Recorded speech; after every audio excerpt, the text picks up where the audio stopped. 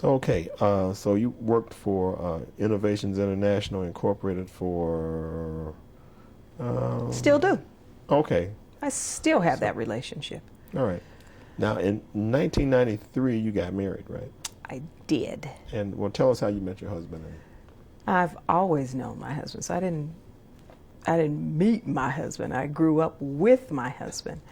But I was not friends with my husband. My husband was a jock, and he had an older brother, Terrence, who sang. So I sang with Terry, and he has an older sister, Janet, who I was very close to. And when my husband married his first wife, in fact, I even remember what I bought them as a wedding gift. And he and his wife were in the midst of a divorce, and his sister Janet said, "You know, I have a nice brother. You know my brother Jackie, don't you?" And he worked in the church. I mean, he was a wonderful guy.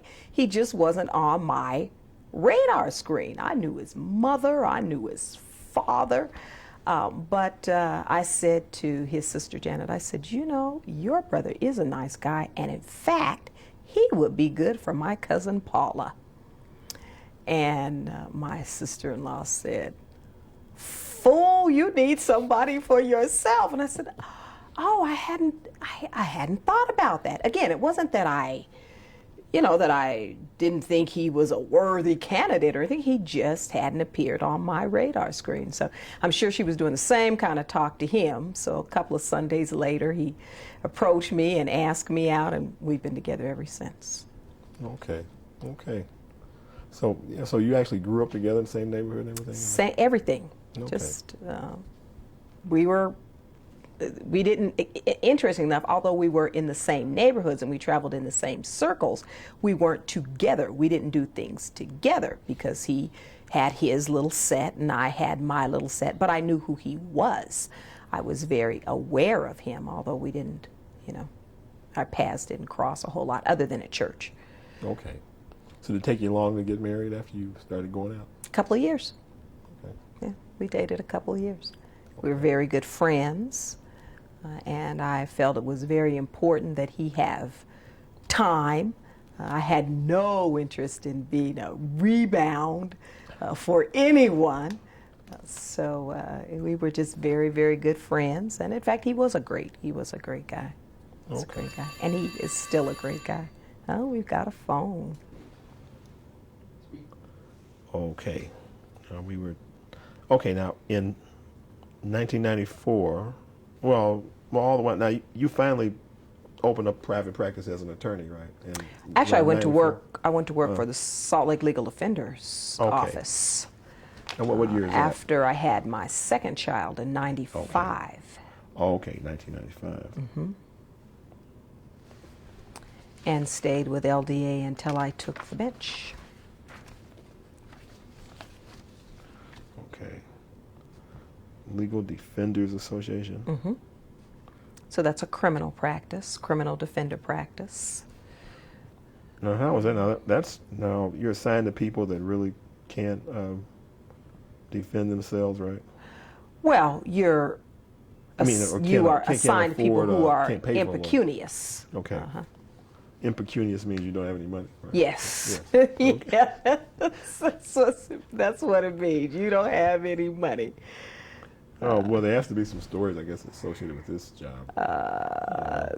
That was an interesting job. I think the real interesting thing about LDA was the fact that racism abounds everywhere. And I can remember my first client was accused of sexual solicitation. He was a John. He was the John, not the hooker, the John. And I don't know whether he could have afforded an attorney or not, but anyway, he was appointed counsel. And he went to my supervisor and told my supervisor he did not want me to represent him.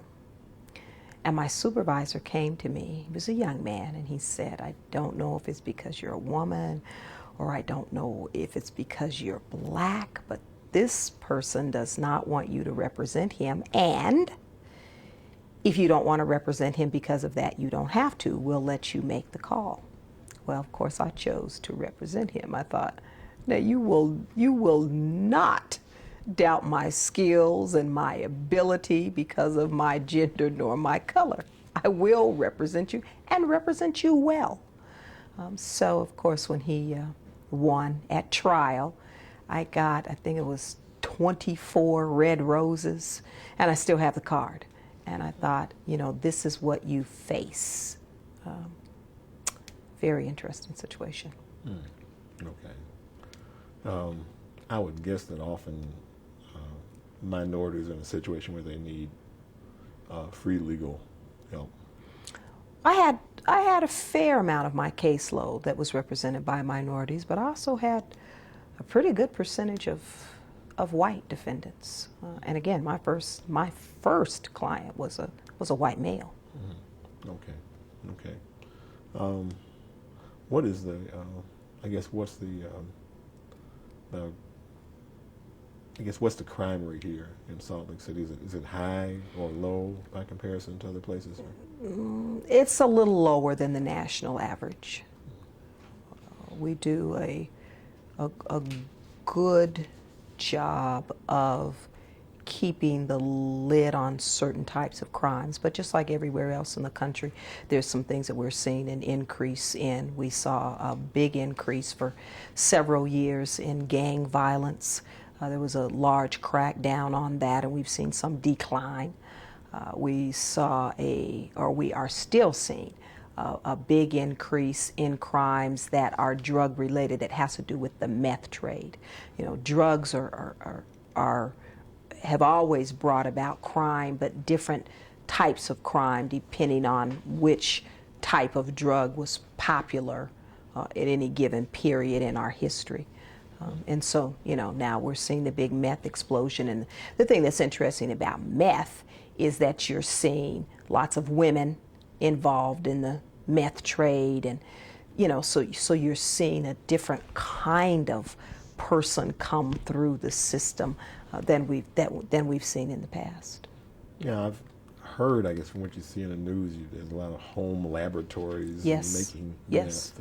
Yes. So you get a lot of people affected by meth. One of those labs explodes, or you have an officer that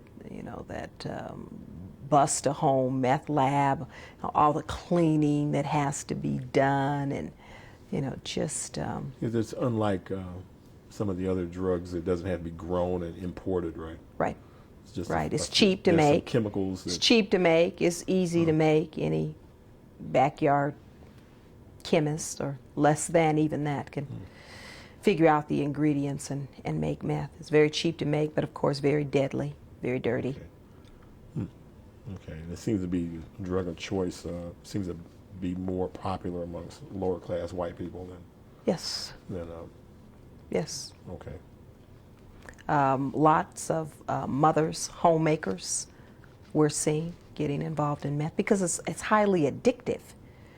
So that first hit or so, you can easily be addicted. So we're seeing a lot of people come. That brings about an increase in thefts and, not just drug charges directly, but all of the charges that come along with that. Domestic violence, truancy in students, so all of that increases with the drugs. Okay. Now, at some point, now tell me if I'm going too fast here, but at some point you worked for the U.S. Department of the Interior, right? Yes, but that was way back as an intern. Okay. Mm-hmm. Oh, okay. Mm-hmm. So I have this on here, but that occurred in when? During law school. During law school. Mm-hmm. Okay, so this would have been in the mid '80s. Yes. Okay. Yes. So it'd be 1980 what? Oh, probably about 88 or so, I'm thinking. Okay. All right. Okay. Now, let's see. So as you move along, you're involved in a number of different organizations and associations. One is the Minority Bar Association of Utah, and the Minority State Bar, the Minority Bar Association, the Utah State Bar, Yes. the Alberta Henry Education Foundation, Yes. um, Utah Legal Defenders Association. Yes. Okay. So far, the answer is yes. Yes. you, Women Lawyers of Utah, Women Lawyers of Utah. American Bar Association, Yes. Salt Lake County Bar Association, Yes. National Association of Women Lawyers, Yes. Women Judges. Women Judges. Okay. National Somehow we got Association of this Women one. Judges. Okay. I'm sorry, we had this one wrong. Women Judges. Okay. Well, you want to tell us about some of these and how you got involved with them, and Well, is it necessary to be involved with so many law associations? I don't, I think they all have some good things, some connections that you want to make. And so at any given point in time, I'm more involved in some than I am in others. As of late, I have really become interested in the National Association of Women Judges. And I think for me, that's probably a very important organization. And the National Bar Association. I mean, I think it is paramount to always have a connection with other African American lawyers and judges. That's just something that one not only wants to do, but needs to do and should do. So I think that those are probably the most important too. Because I am here in the state of Utah, I make it my business to attend the Utah State Bar on occasion and to have some contact with the local women's law association. So I think those are probably the four. I do ABA classes, American Bar Association classes here and there, and things of that nature. And I haven't been as involved in the National Bar Association as I would like to be, but I think that's probably at some time, where my primary focus would be in that direction with those organizations. And yes, I think it's necessary. I mean, I think it's important for networking. I think it's important for all of the educational purposes. I think it is extremely important. You don't want to ever be in a vacuum or live in a vacuum. I mean, I want to know about what's going on locally, but I certainly want to have my pulse on what's happening nationally. Okay. Now, well, tell us a little bit about the Alberta Henry Education Foundation. Now, who was she? She was a mentor of mine. She worked for the Salt Lake City School District, and when I was growing up, she was one of the people that kept the school district on their toes in terms of the education of first black students and then other minority students. She made sure that things were as they needed to be. So when we had issues in this community, we told Miss Henry, and that's how things got resolved. She was also the president of the Salt Lake branch NAACP for a number of years, and so was an extreme power broker in my community, a church woman, a woman of God, and just a tremendous resource. Miss Henry knew everybody, so between Miss Henry and Reverend Davis and Dr. Coleman, you were covered, So we developed a foundation in her name. Actually, the foundation was developed prior to her death.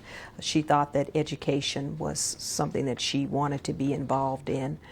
And so she, along with the Sandaks and one other group of people, started the foundation, and it has maintained. She passed away in in 2006, I believe it was. She passed away, but we have maintained the Scholarship Foundation, and it currently functions and runs, and it gives scholarship monies to students, not just minority students, but students who are going on in higher education. Okay. In the state of Utah, though, it is only in the state of Utah. We don't give monies to students who are attending colleges outside of the state. Okay. Now, you mentioned Sandak. What is Sandak? The Sandaks were friends of Miss Henry's, and their sons are both attorneys, and so they drew up all of the articles of incorporation and all of the legal paperwork for the foundation. They were very good friends of hers and have maintained friends. Okay. So they were like sponsors of some of her ideas? No, I wouldn't say sponsors. I'd say that they worked together. Okay. Yeah, they were friends. Okay. All right. She had it started out at one time by working for the Sandaks, and then they became friends. Okay. All right. Now, we're almost in the modern era here.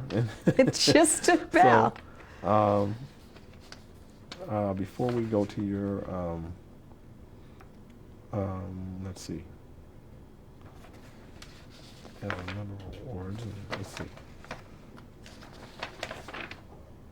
Okay, now well, from what I have here, you better tell us what the next position. Now, were you elected a judge? I was appointed. Appointed. At that time, when Salt were you Lake County had a county council, and I was appointed by the council, and then after that stood for retention election on a 4-year basis. Now, when were you appointed first? In '98, the appointment came, and I took the bench in January of '99. Okay. Okay, so appointed judge in 1998. Now, who appointed you? The county council. Okay. It's a little different now, but at that time it was the council who appointed. Okay. And then the voters make their choice every 4 years. We stand for election, but it's just a retention election. Okay, so every judge is basically appointed, and then the vote is to retain. Not every judge. Okay. Municipal judges are appointed by their mayor, and then their mayor has a choice of whether or not they retain them. Okay. So this is you're a county judge. Yes, and so we are elected. All right. When did you decide that you wanted to be a judge? Was there a certain point in time? I decided that when I went to law school. It was just about when and how I could hook that up, and how I could put myself in a position to do that.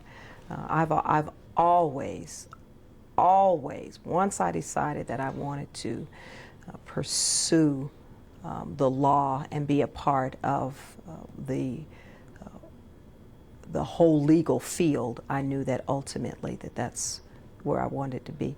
I was blessed, and it came a little sooner than I thought it would, but the opportunity presented itself, and I was able to do that. Okay, so you're basically like 41 years old, I think. No, I'm 49. Oh well, I mean, when you were Oh, when judge. I was appointed, I was 40. 40. Okay. Yes. Yeah. All right. So you were pretty young. Fairly by comparison. young. Yeah. Yes, fairly young. Okay. Now, were you the youngest judge then on the bench? I don't know. I can't answer that. There might have been others, but we were all. If there were others, they weren't a whole lot younger. They were probably. There might have been one or two in their late 30s that were municipal judges. Now, you weren't the first black county judge, right? Appointed. I was the first black woman. Black woman. Okay. And there's still only one other. There's one black male, Judge Tyrone Medley, who's a district court judge, and myself. We are the first, and we are still it, sadly. But there's just the two of us in the state. So Tyrone Medley was the first black judge? He was. Okay. And at the time that Tyrone was appointed, if memory serves me right, he may have been the youngest appointee to the bench, because I believe that Tyrone was in his 30s. Hmm. Okay. Were you the first woman judge?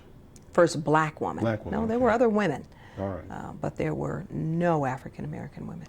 All right. Okay. Um, well, do you? You're still a judge, right? Yes, Okay. yes. So do you enjoy it? I love it. Okay. I absolutely love it. I had one of my employees ask me that the other day, if I liked my job. I said I thought that at some point it might become boring, but after 9.5 years, I haven't gotten to boring yet. So I love it. Okay. So there must be some good stories that you might be able to tell in a sort of an anonymous way. I don't know if we can do that. I don't know if I have any real good stories to share from the bench. But I can remember probably for the first 6 months to a year, I would take the bench and there would always be people in the audience who would gasp. Would actually gasp out Just, loud. Just from just pure shock.